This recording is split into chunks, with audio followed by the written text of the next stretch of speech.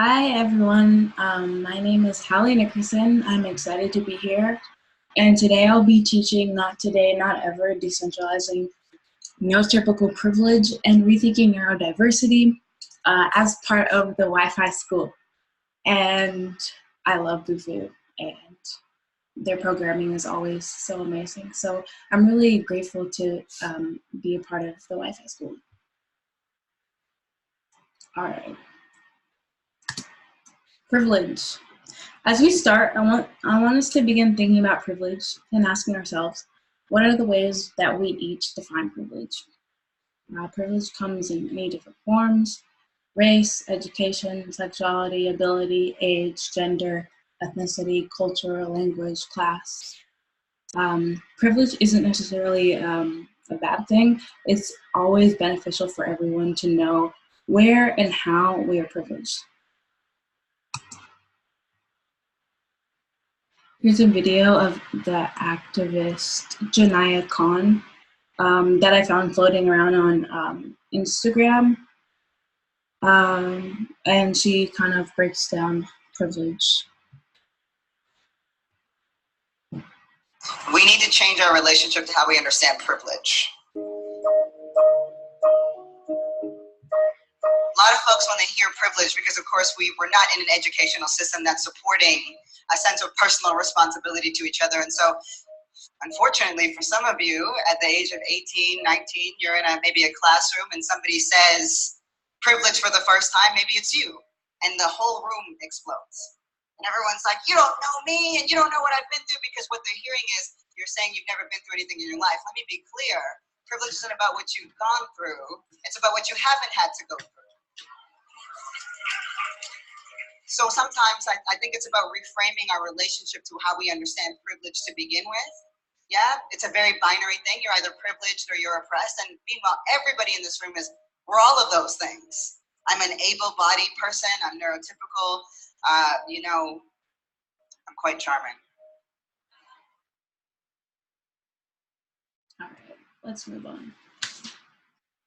So we'll continue with an exercise. Like I said, we're all privileged in different ways. I'll give you a little bit of time to go through these questions and really meditate on them and write down what you're thinking. So write down 3 ways you're privileged. Write down 3 ways that you believe you exercise these privileges, and how do they shape who you are? Do you feel like these privileges give you some sort of autonomy or advantage? How do you think these privileges shape your experiences? In what ways do you already, or do you think you can use your privilege to help those who don't obtain the specific privilege that you obtain?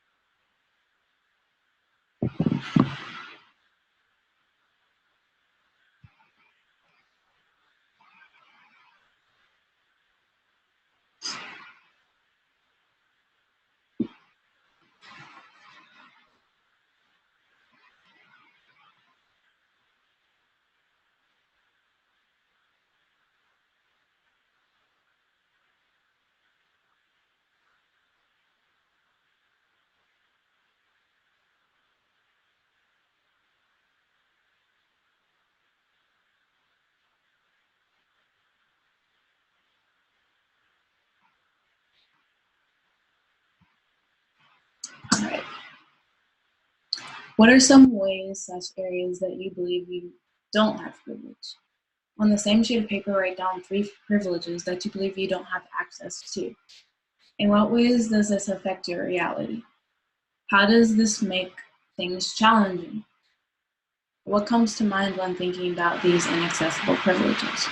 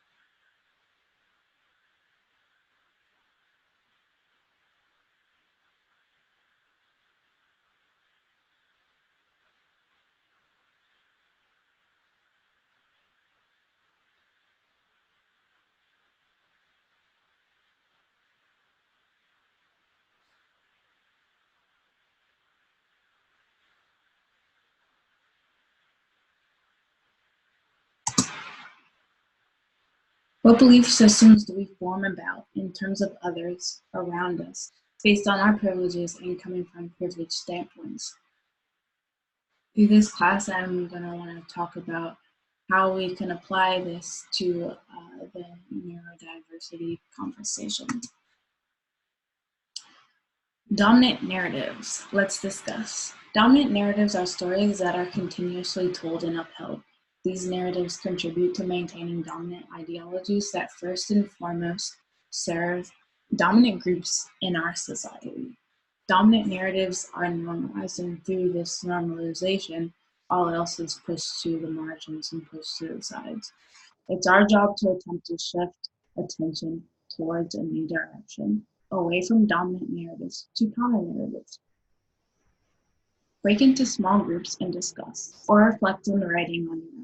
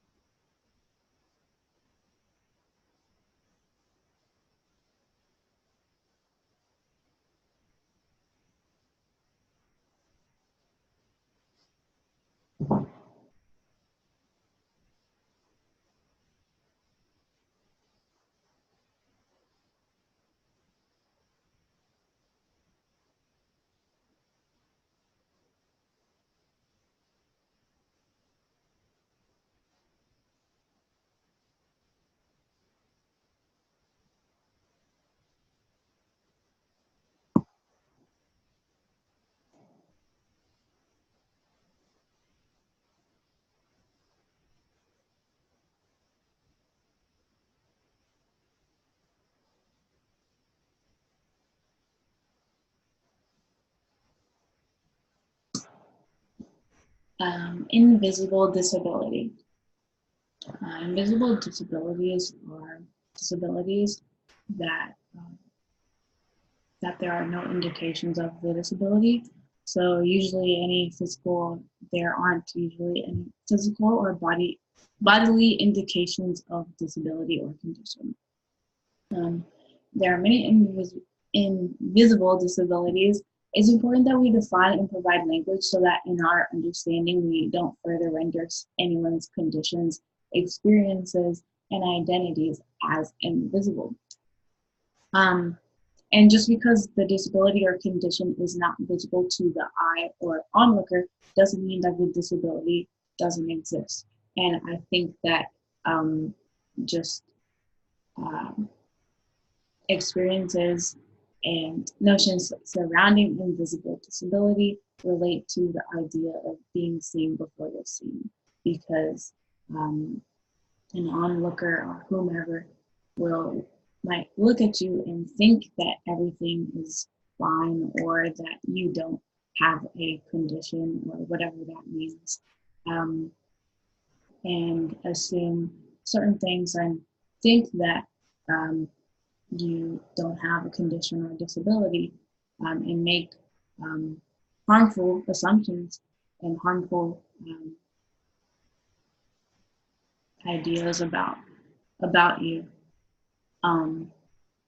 before they really even know you, or know what you're going through, or know the type of struggles that you face each day. And creating an emphasis and attention and importance so that we don't discount realities again, and ensure that everyone's experiences can be heard and respected. Invisible Disabilities Association defines invisible disability as an invisible disability is a physical, mental, or neurological condition that limits a person's movements, senses, or activities that is invisible to the onlooker. These symptoms can lead to misunderstandings, false perceptions, and judgments. There's a little icon down here. Autism Spectrum disorder. I will skip and come back to it. So I'll be giving a brief intro to the autism spectrum as a person on the spectrum. I think that it's important, and also kind of, I feel like my experience with autism and being on the spectrum is a kind of foundation in shaping this class. So it's important that this is a part of the conversation.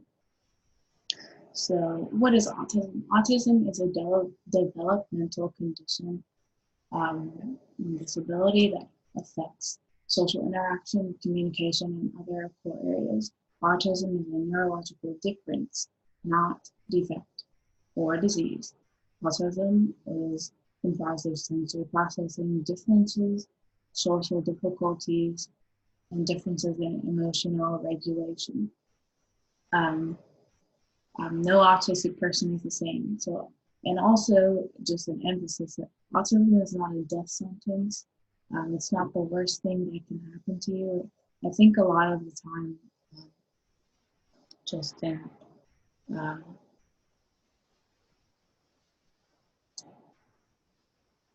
I guess a conversation and people's perceptions is people assume or think that that's like the worst thing that can happen to you, or they think it's so bad, or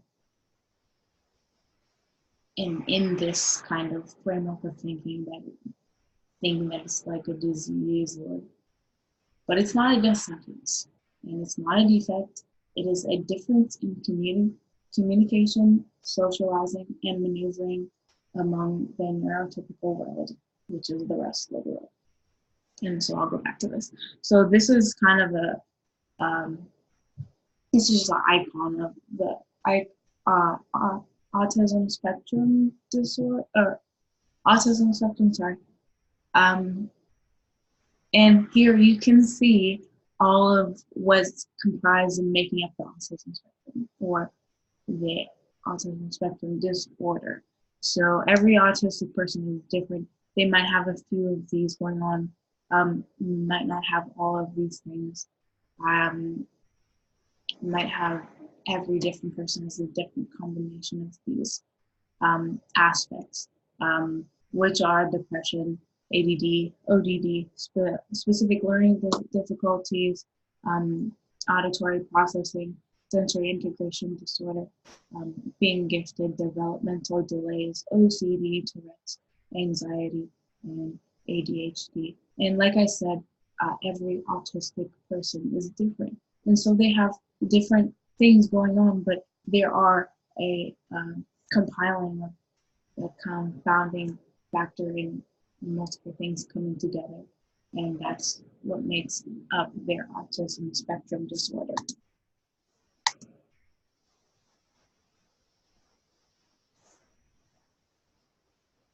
When people think of a disease, they think of something that is degenerative and that will hurt you and kill you. Autism is not a disease. It is a developmental disability. It's about living our best possible lives with this condition.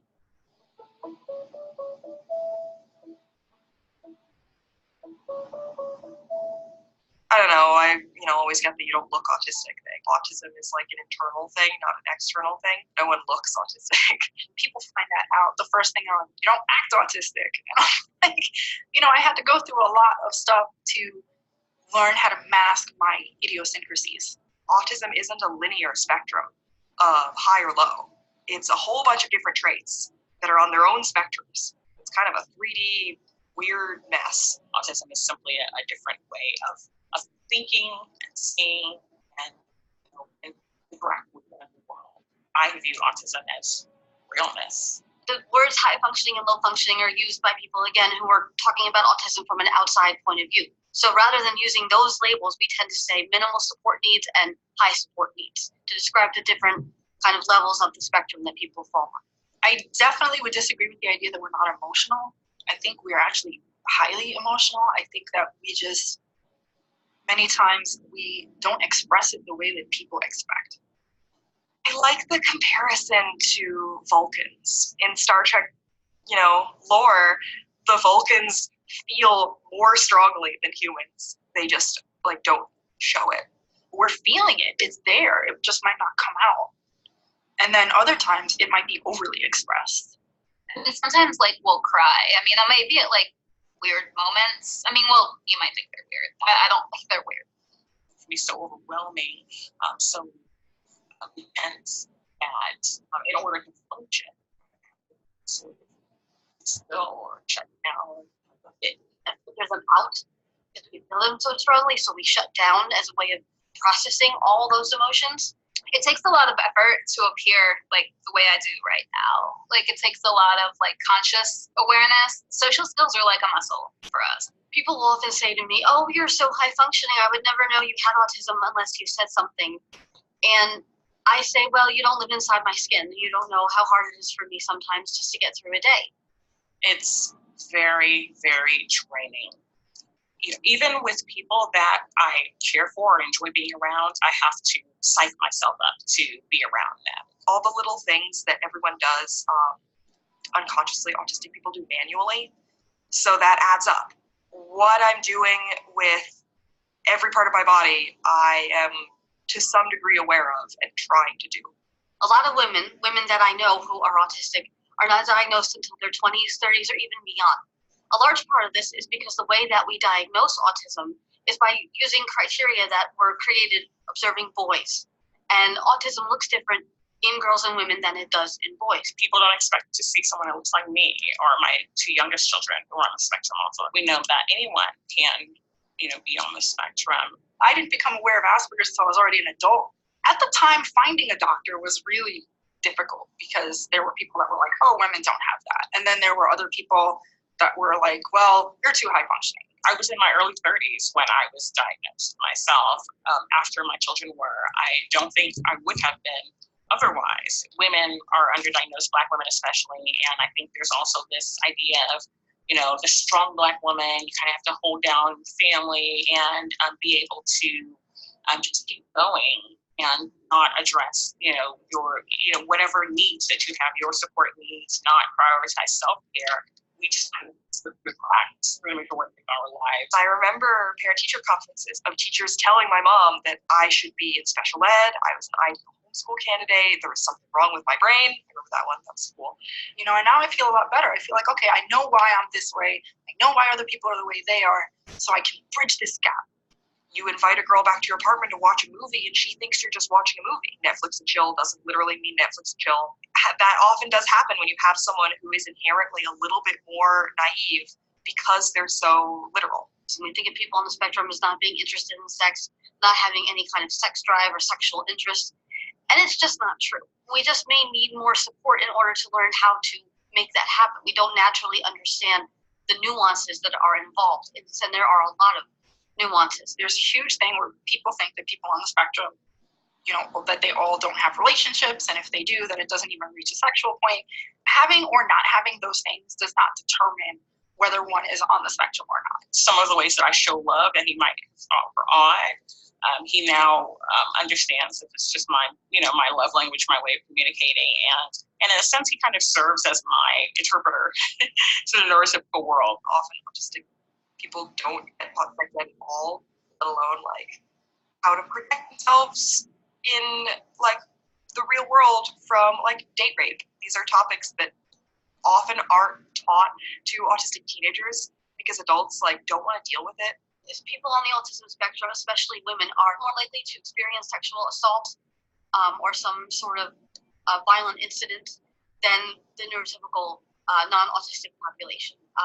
We are very vulnerable. We definitely can be more trusting because we are very honest and upfront people. So we don't think that other people might not be so honest and might, be trying to hurt us. One of the traits of autism is not reading between the lines in social interactions, and so much of like dating and sexuality is supposed to be indirect and subtle, and that it's like inappropriate to talk about sex in a direct way, even when you're teaching it as sex ed. Most of what they tested us on were like the mechanics and like, can you label the diagram?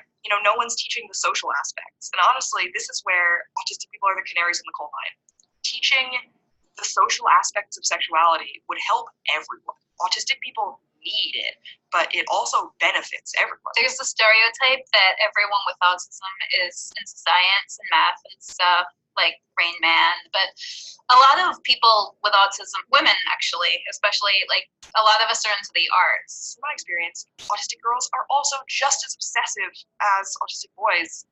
They're just obsessed with, fantasy novels or like their favorite bands or whatever, like not, planes, trains, and automobiles. But I'm more of a social science and literary person, and I've met a lot of other people on the spectrum who are into languages or music or art. I think we thrive in some of those non-traditional areas.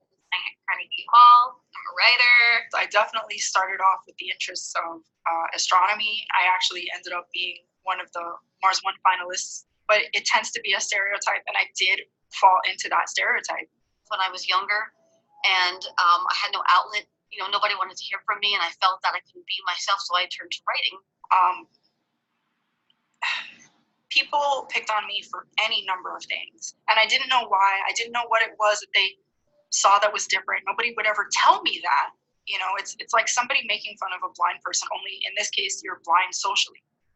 I felt broken. I felt strange. I felt different. Everything was so simple for other people. Everything they understood so easily that I couldn't understand, that I couldn't grasp or do. I just didn't understand what was so wrong with me. The travails and difficulties I experienced with bullying and with being suicidal from a very young age. And I would say that we all start from somewhere, but that isn't necessarily where we're going to end up. And you have to believe that there is going to be a future. I didn't have that belief at that point. I didn't know that I was even going to have a future. It's very difficult to go through many, many years, especially as a child, having no friends and no one willing to extend a hand out of friendship to you. As I got older, like there were like high school, college, afterwards, there's enough misfits in the world, like people who got picked on. There's so many of us. So you do find your tribe. To finally have friends is such a big deal. I think if that 10-year-old girl could see what her life is going to be now, she wouldn't believe it. She would think it was some fairy tale or something out of a movie. I can't believe it because it almost seems like a dream at times that I've gotten to where I am, that I have a master's degree, that I've started my own business. And I also can believe it because I worked for it. And so I'm willing to give myself the credit that I think I deserve, which has always been something I've also struggled with. I wished I could go back to that little Morenica and give her a hug and let her know that she was just fine the way she was and that she was going to be all right. I think things are going to be a lot better for the next generation. Like, I'm actually really hopeful.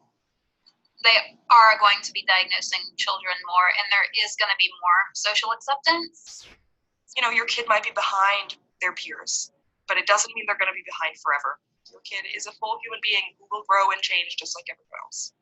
I just love to see every autistic person living up to their fullest potential, whatever that is for them. Success is about your child growing up to be the best version of themselves that they can be, whoever and whatever that is.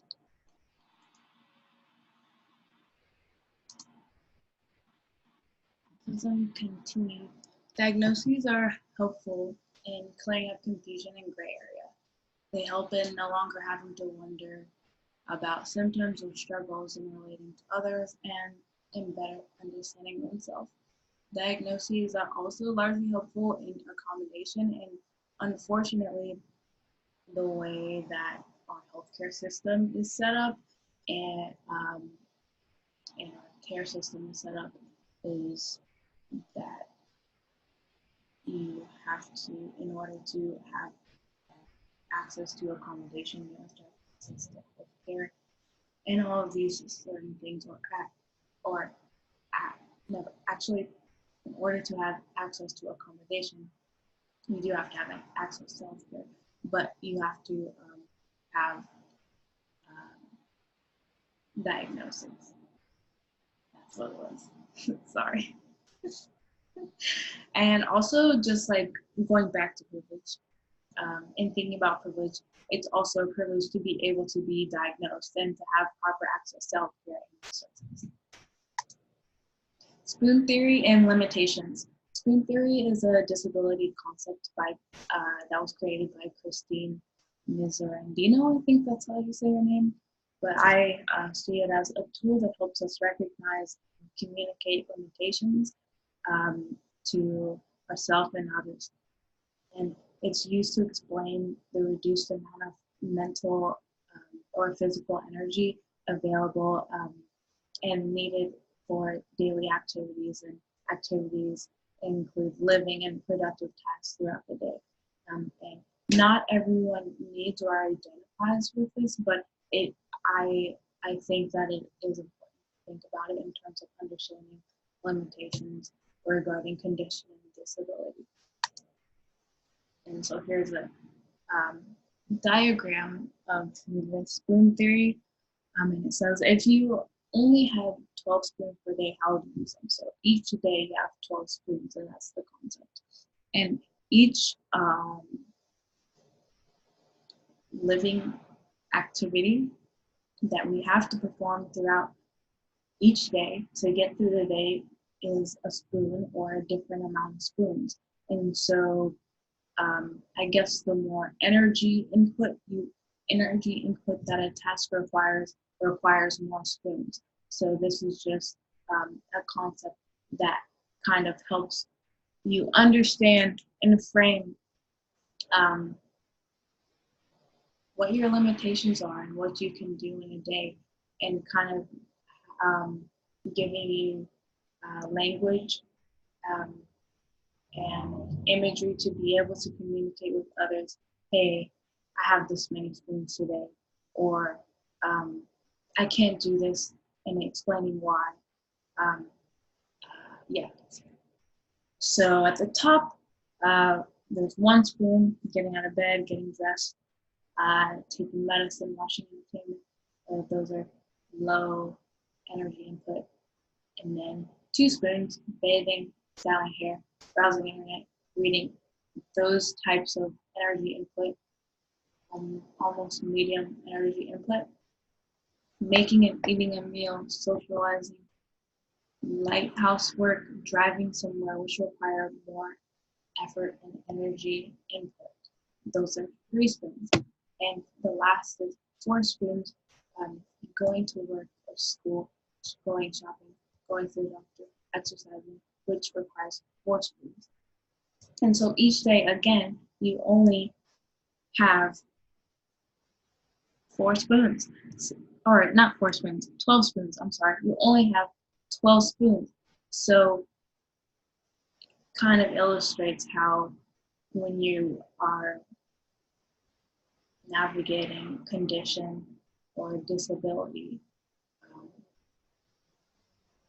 that's kind of what you're dealing with, these limitations. And you kind of have to prioritize what you can do and what you can't do.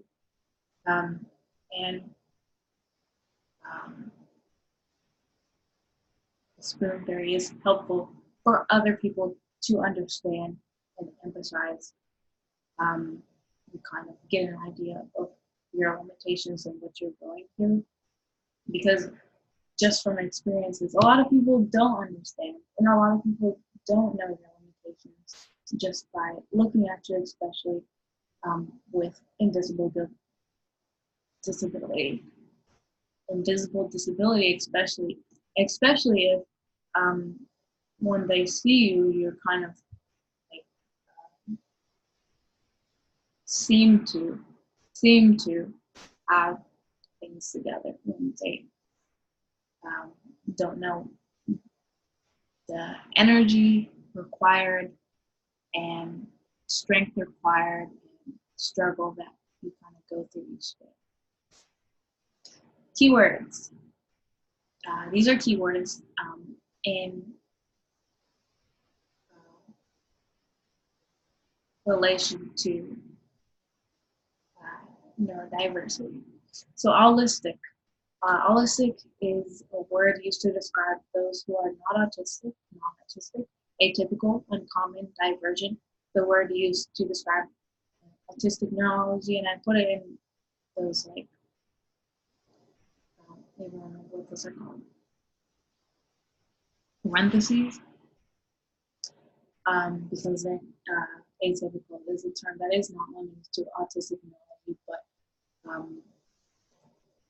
mainly used with autism, explaining autistic neurology, and atypical is diverging from the norm or dominant neurology. Neuro is a root word of or relating to our nervous system.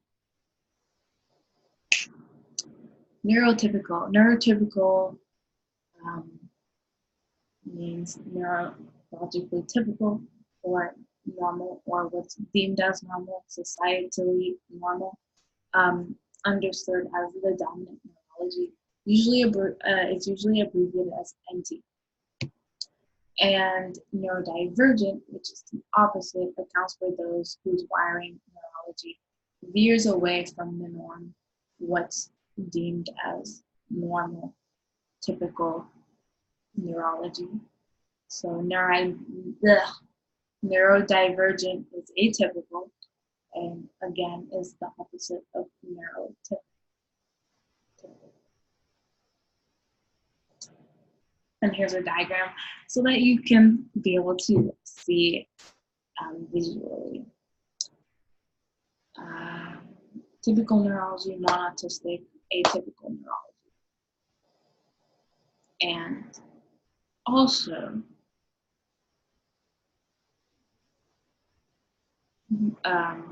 autistic, what am I trying to say? Neurodivergent neurology isn't limited to autistic neurology. How does autism shape the space of neurodiversity? The neurodiversity movement is a movement and concept that advocates equality and inclusion for those who are not neurodivergent. As part of this ideology and expansion in how we understand diversity, neurodiversity aims to recognize and respect neurological differences through centering them. Neurodiversity was initially formed by autistic people along with allies and working towards expanding, broadening our understanding of and action towards inclusivity. An example, understanding autism as a difference in neurological wiring, as opposed to thinking about autism as deficit, defect, disease that needs to be cured, like a lot of people think. The Neurodiversity Paradigm is a new model that has been created and adopted by those who are atypical. The term neurodivergent and neurodiversity, the terms neurodivergent and neurodiversity have also been adopted by not only those who are on the autism spectrum, but also by those with conditions such as mental differences, disorders, or dysfunctions. And the paradigm includes learning disabilities, intellectual disabilities, developmental speech disorders, how did I say that in an accent? Developmental speech disorders, ADHD, ADD, obsessive compulsive disorder, Tourette's syndrome, bipolar disorder, schizophrenia, and the list goes on. And here's a diagram so that you can see visually. Autism, dyscalculia, dyspraxia, dyslexia, bipolar, Tourette's, ADHD, and more.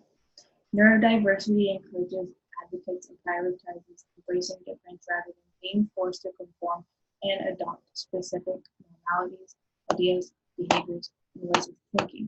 And when I think about neurodiversity, and I have to explain it to someone, I think about it as,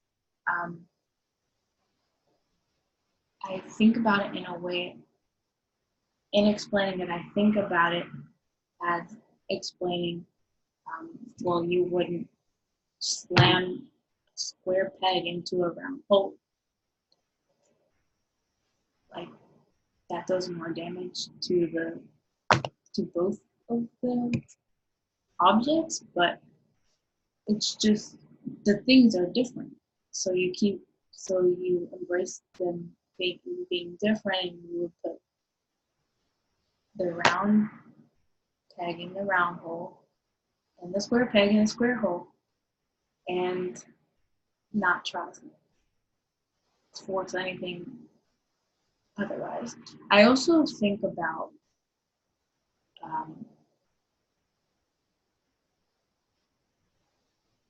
aspects of neurodiversity in terms of computer software, and different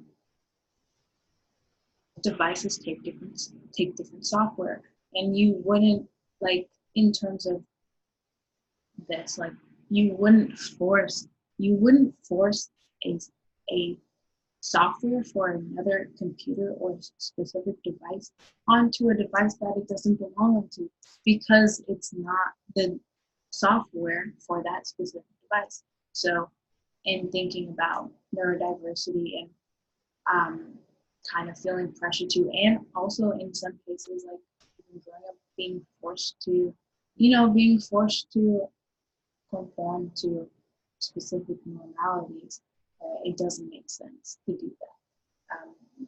And yeah, different means different. Different doesn't mean inadequate. Neurodiversity continued. Neurodiversity calls into question how we understand neurological variations and uniqueness. Neurodiversity transgresses cure culture, and cure culture is kind of going back to the slide on autism, and just thinking about other conditions, disabilities and condition, there is this narrative surrounding those things wherein which, and more so not by people who have these conditions or disabilities, but by outliers who think they have a say in the conversation, but cure culture is like a narrative or a way of thinking that believes that if you have a condition or disability, that cure is the end all be all, and you want to be cured so badly and desperately because you're defective. And so I guess what I'm trying to get at is cure culture, the problematics of cure culture, one of the main problematics of queer culture that it really puts to the forefront and emphasizes that if you have a condition or disability that you are defective, then that's not the case. Neurodiversity recognizes problematics and faults in previous ways in approaching notions of difference regarding condition and disability. Like I said, neurodiversity opens up space where space is needed for those who veer from society's imposed frameworks and definitions of what is understood and valued as good, acceptable, healthy, and worthy of our time, attention, and scholarship. Here's another video.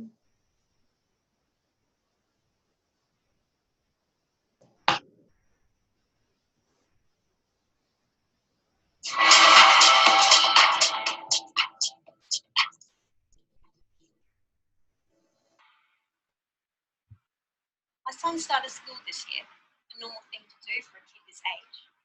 However, instead of being interviewed by the school to see if he was ready for school, I interviewed the school to see if they were right for him. Not so normal. Within a month of my son starting kindergarten, I was called in by his teacher. I remember her words. "Your son is brilliant, but there's something not quite right. Can you have him tested?" I knew then that my son's entire schooling and his entire life would follow that pattern. He did not fit the mold that the world had built for him.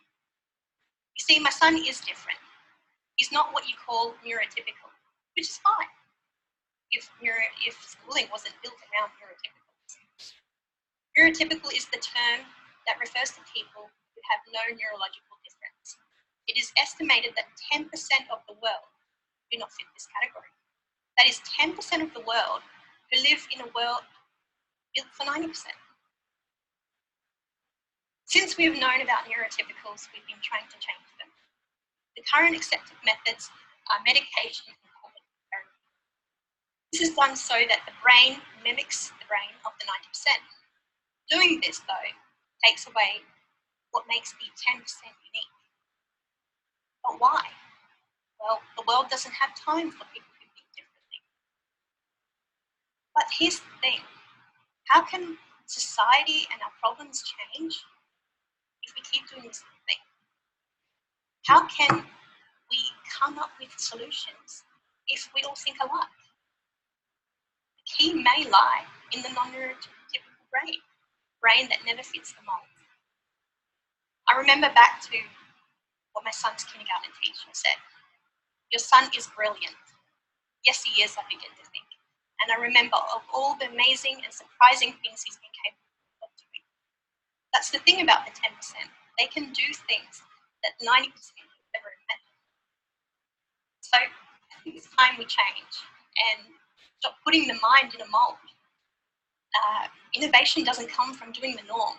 And for too long, non-neurotypicals have been troubled to follow the norm. I think it's time we can see what a non-neurotypical can really do.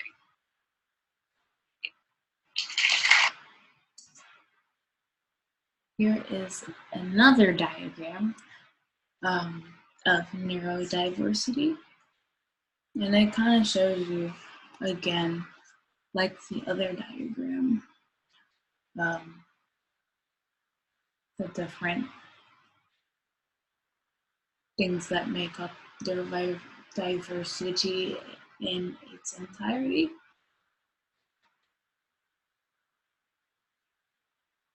Yeah.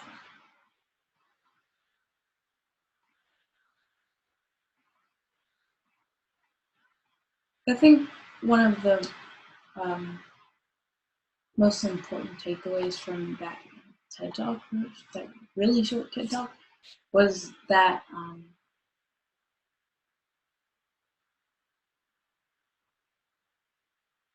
she talked about neurodiversity and in focusing on the positive aspects of her son's development, or like her son's abilities, despite being in a system or structure that was not fit for him. Kind of like the square peg round hole thing, or the software analogy that I used earlier.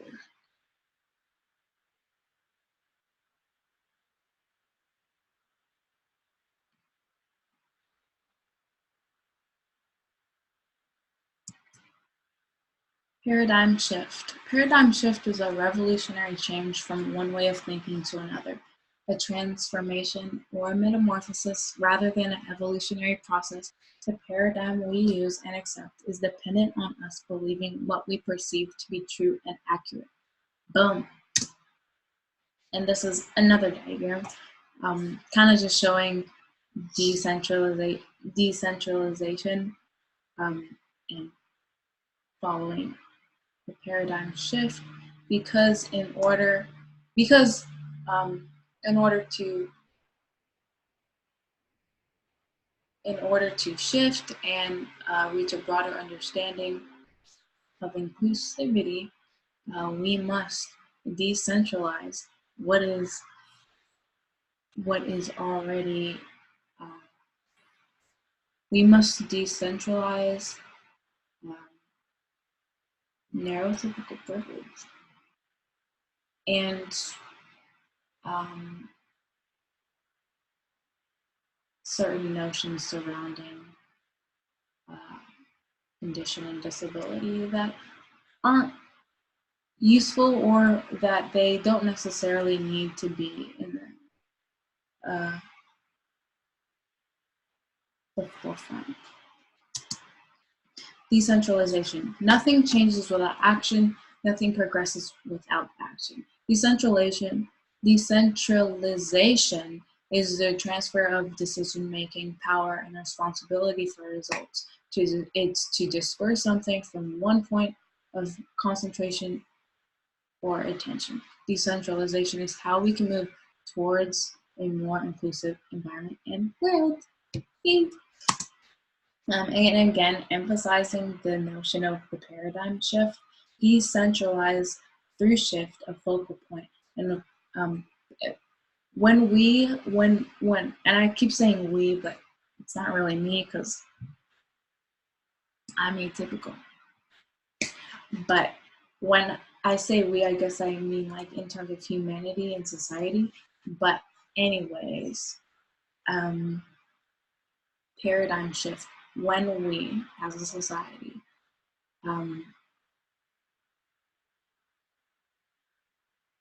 have a paradigm shift in our thinking, in the ways in which we form structures and ideologies around disabilities and humanity, we will shift, reframe, and expand. Here's a sequence of paradigm shift process. It starts with informative learning, goes down a little bit, and in the learning, it's like a drop down. There's destabilization when you're learning. So it's gonna drop down, feel a little unsteady, a little bit of disorientation, and then growth and transformative learning. And around the transformative learning is where we reach expansion and further inclusion in previously in decentralizing and disrupting outdated models of thinking, things we're conditioned to believing, and things that don't serve us, and moving forward in decentralizing neurotypical privilege and things of that nature. Decentralizing, shifting, reaching expansion. Inclusion occurs when we reprogram ourselves and unshackle ourselves from systematically conditioned beliefs, allowing ourselves to push further and think further, thinking beyond what we think we could know or what we know to be true, in that sense, it's what we know to be true. What are we taught? What are we taught? What are thought systems or belief systems or just like prejudices or like anything that we adopt from either others around us or like from the media or from people telling us, like, what are breaking down our understanding of what we think we know to be true and expanding, allowing for seeing aspects of expansion. What is neurotypical privilege? A neurotypical privilege is the privilege of being neurotypical. It is the privilege of living in a world that is dominant and favors a specific neurology. Someone is neurotypical when they do not display atypical patterns, behaviors, and neurology. On the same paper from the beginning, take a few minutes to write down and examine the ways in which you think you exercise neurotypical privilege on a daily basis, if you are neurotypical. Yeah.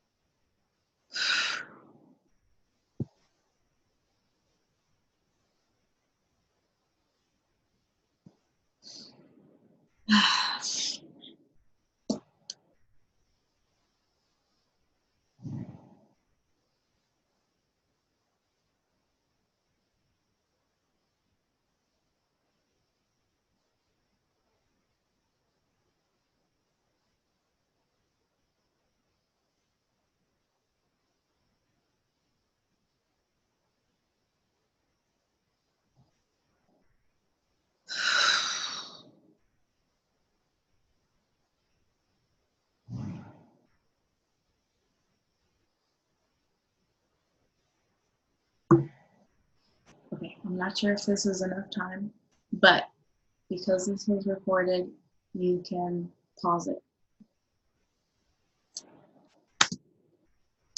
What does neurotypical privilege look like? Neurotypical privilege looks like not being dismissed as non-useful in situations where ability is judged off diagnosis or knowledge of condition, not being fearful of losing your job or responsibilities when disclosing your autism or condition in the workplace. And I mean, this goes for a lot of different things, like not being fearful of being judged by a partner or having hardships in friendships, dating, social aspects due to your condition. Disclosure, misunderstanding, and not having to deal with implications of disclosure, not having to deal with implications of misunderstandings and miscommunications, and not having to deal with dismissal and invalidation of experiences. Microaggressions, like you're too put together to be autistic, but being told you don't look autistic or any of those things that make sense. And are also extremely invalidating, frustrating, and are irritating. Not having to deal with stigma that comes along with condition or disability in all aspects of social life. Not having to feel obligated to mask your traits of your condition or disability, like autism. Just an example, not feeling obligated, like feeling obligated to mask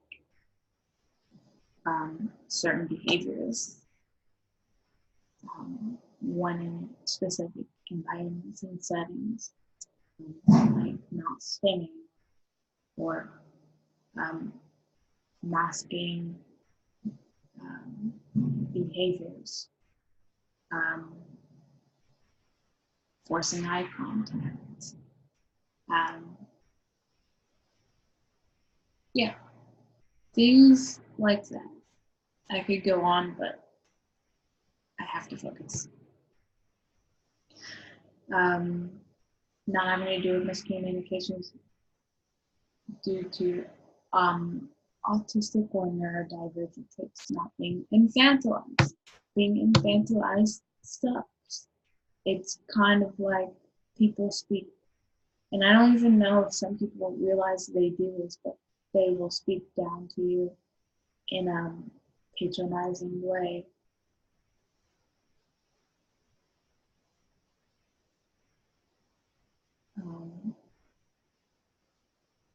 Regarding your condition, or when you're speaking to them about your condition or disability. It doesn't feel good. It feels belittling. And it makes you feel stripped away of your power in a way. Not being told that you are faking or making this whole thing up, your condition up, and not necessarily dealing with a lack of representation of disability or people with their condition in the media, and accurate depictions in the media and television that aren't romanticized.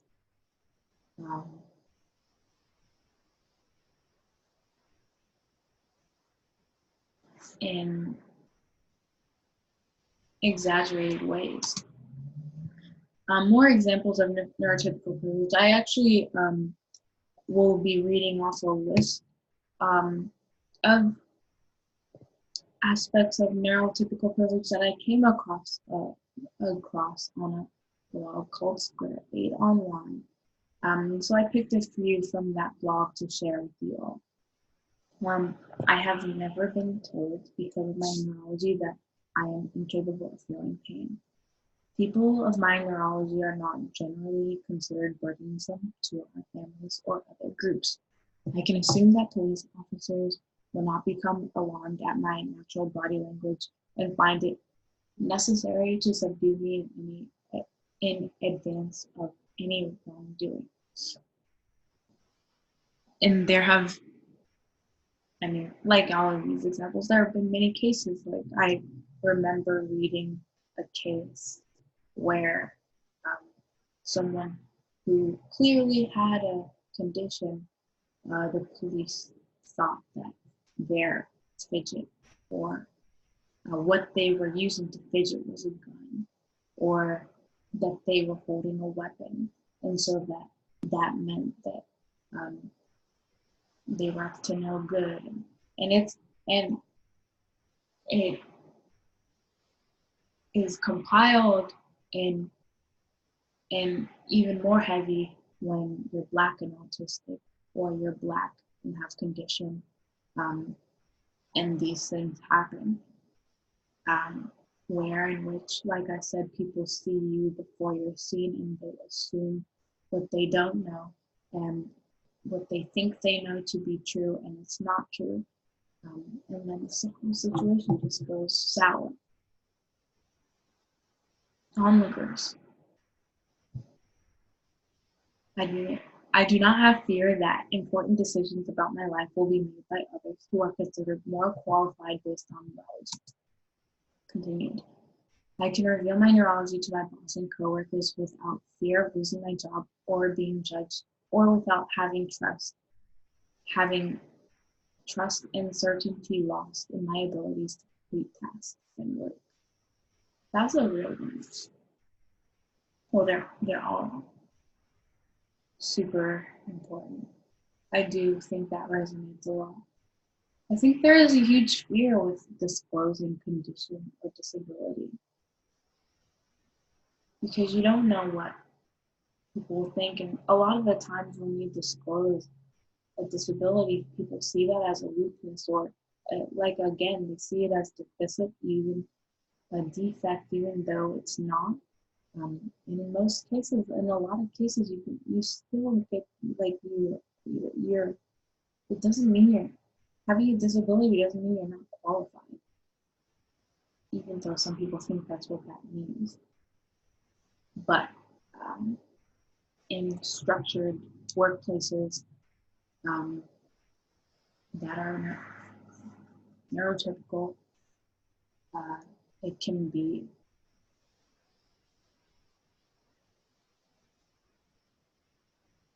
really daunting to reveal your neurology or your disability. I can ask for technical or social support without being seen as a charity case. No one sees my neurology as being in need of elimination or cure. If I fail to understand autistic people, this is attributed to a deficit inherent in autistic people rather than me. I am not expected to alter or suppress my natural ways of moving, interacting, or expressing emotion in most circumstances. If I fail to alter or suppress my ways of moving, interacting, or expressing emotion, I do not fear public ridicule or exclusion because of this. Revisiting intersectionality. In thinking about neurodiversity and intersectionality, I think it's important to pose a question. How can we further expand and make sure that it's completely inclusive?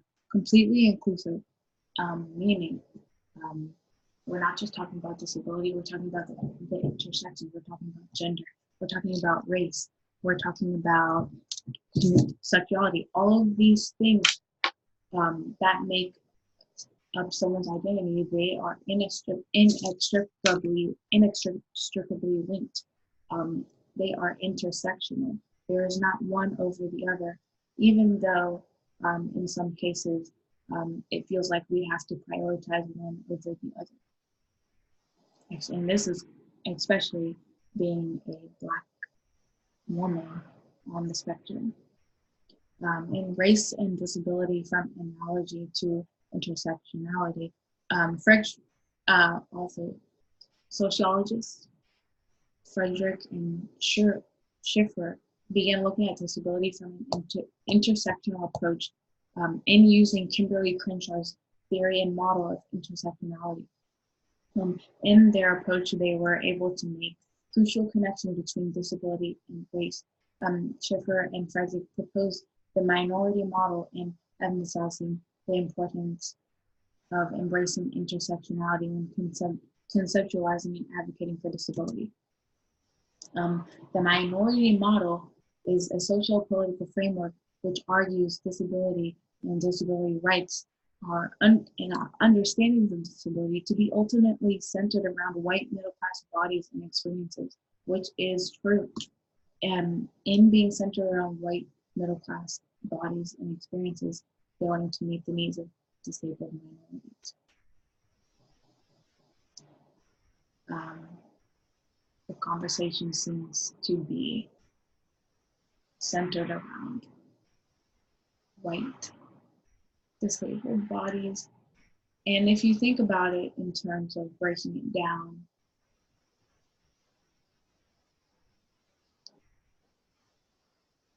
in terms of privilege, and you think about the ways that the oppression and struggles that minorities experience on a day-to-day basis, it makes sense as to how, not why, it makes sense as to how white middle-class bodies and experiences are centered in the disability conversation. In general, conversations of disability have been known to exclude people of color due to inextricable aspects and forms of oppression that pertain to race and class. The minority model focuses on how voices and experiences of color get lost in the movement due to whiteness and able-bodiedness already being clear points of privilege in our societal structure. And a main aspect in Frederick and Schiffer's writing is how they talk about how race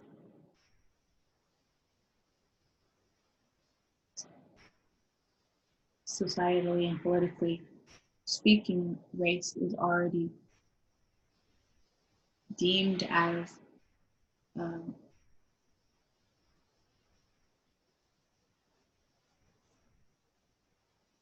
as a disadvantage of some sorts, in some sorts.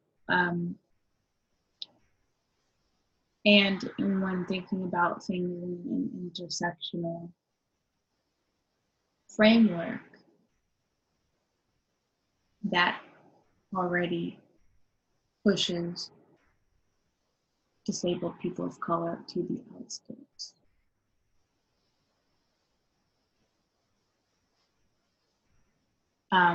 Also, just thinking about, people of color are sectioned away from resources, and these are the resources that that societally speaking, you have to have in order to be able to access care and access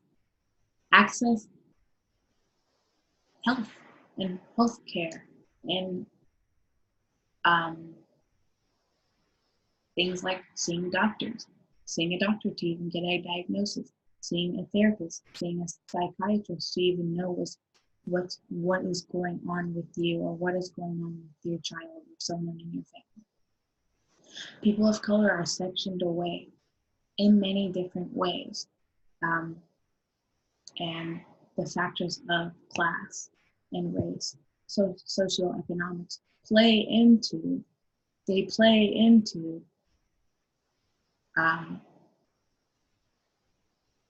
experiences of disability and why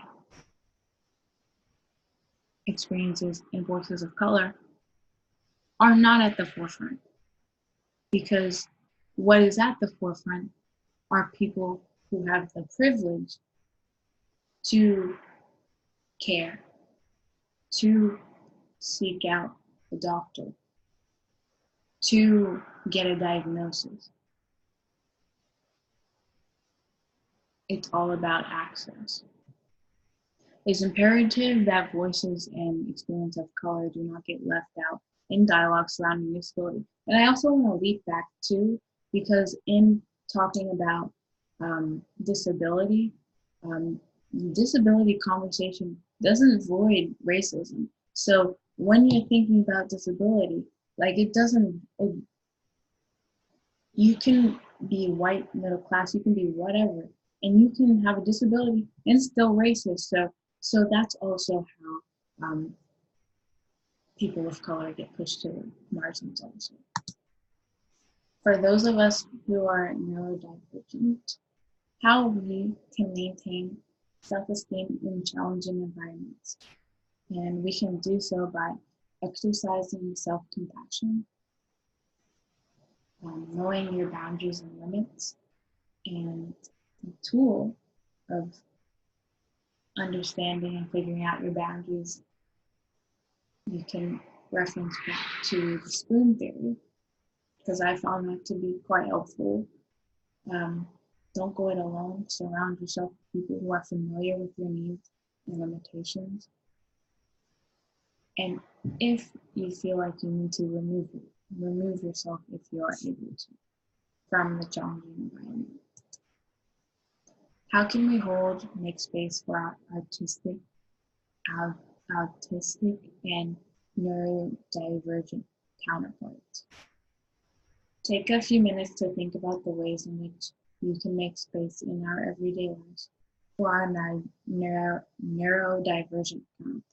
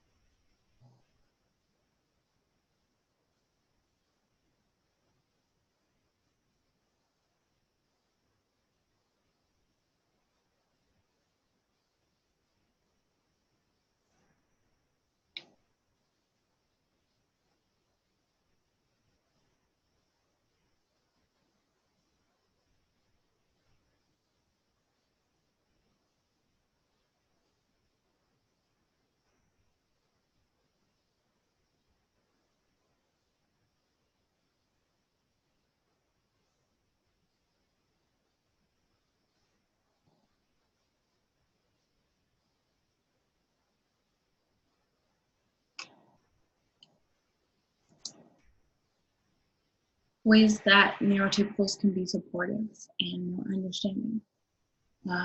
And they can be more understanding through understanding limitations and abilities of their autistic and neurodivergent counterparts, clearly listening, asking questions rather than assuming, and assume, which I think assuming makes an ass out of you and me. So don't want to assume. Ways that neurotypicals can offer proper support and care in interpersonal relationships. And they can do so by continuing to think further about notions of difference, further embracing difference, and not only in a romanticized way the whole way, through championed aspects of uniqueness to the more challenging aspects that occur. And through this, being patient, being unbelievably patient, releasing what you think you know, through respect and through communication. And for my resources. Thank you for joining my class, or for taking my class, and I hope you learned a lot. If you have questions, I don't know, you can email me or something. But thanks again. Bye.